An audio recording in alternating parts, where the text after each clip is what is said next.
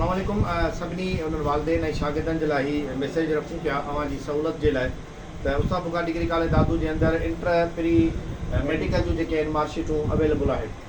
ऐं जॾहिं त प्री इंजीनियरिंग जी रिज़ल्ट अची वई आहे ऐं ॾींहं ॿिनि में उहे जेको आहे सो मार्कशीटूं अची वेंदियूं थिए ईअं थो अमूमन त अक्सर शागिर्द पंहिंजूं खणनि था पर कॾहिं कॾहिं को ॿियो माण्हू बि पंहिंजी कंहिं न कंहिं हवाले सां वास्ते जे हवाले सां मार्कशीट खणे थो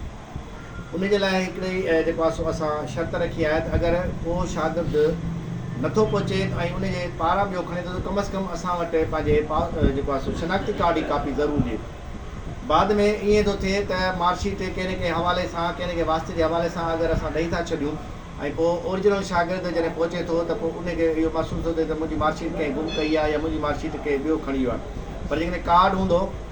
ऐं उनजे वास्ते वारो ई हूंदो त उनखे जेको आहे असीं मार्कशीट ॾेई सघूं था या प्लस में कम से कम असां वटि हिकिड़ो सबूत हूंदो त महिरबानी कयो वालदेन शागिर्द जे मामले में ताउन कयो ऐं उन सां गॾु जेके ॿिया सर्टिफिकेट आहिनि पास सर्टिफिकेट आहे लिविंग सर्टिफिकेट आहे करेक्टर सर्टिफिकेट आहे त उहे बि जेको आहे सो पंहिंजा वठणु न विसारियो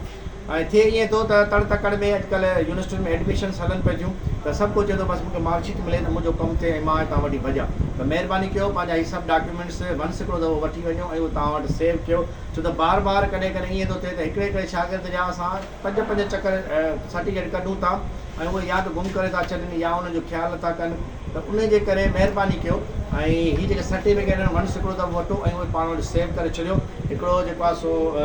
छा चवंदा आहिनि बैग वठो उन में डिफरेंट जेको आहे सर्टिफिकेट्स जो कवर हूंदो आहे उन कवर में रखो त वधीक बहितर थींदो त हिकिड़े ॿिनि ॾींहंनि में इनशाला अव्हांखे इंजीनियरिंग जूं मार्कशीट बि मिली वेंदियूं उन सां गॾु आर्ट्स ऐं कॉमर्स जूं मार्कशीट ऑलरेडी अवेलेबल आहिनि त उहे बि पंहिंजूं खणो ऐं जिन जिन खे दाख़िला जो इशू हुयो जिन जो बि माना मैसेजिस हुया त मार्कशीटूं कढे ईंदियूं त उन जे लाइ ई मैसेज रखूं था पाकिस्तान ज़िंदाबाद।